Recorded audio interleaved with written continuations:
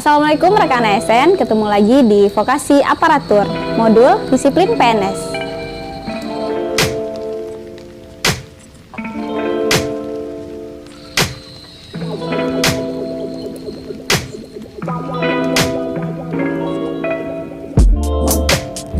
Pada episode sebelumnya, kita telah mempelajari jenis-jenis hukuman disiplin PNS.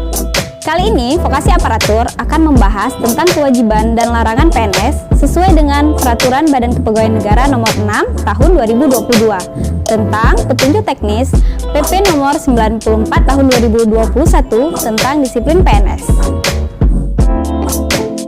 Nah, jenis-jenis hukuman disiplin PNS yang telah kita pelajari sebelumnya dijatuhi kepada seorang PNS dikarenakan PNS tersebut tidak mentaati kewajiban dan menghindari larangan sebagai seorang PNS. Kewajiban PNS bagaimana berikut ini?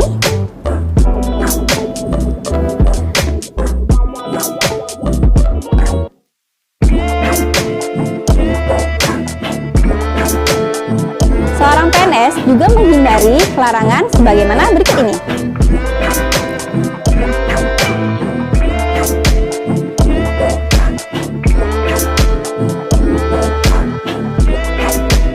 Demikian Vokasi Aparatur kali ini, semoga bermanfaat. Salam perubahan.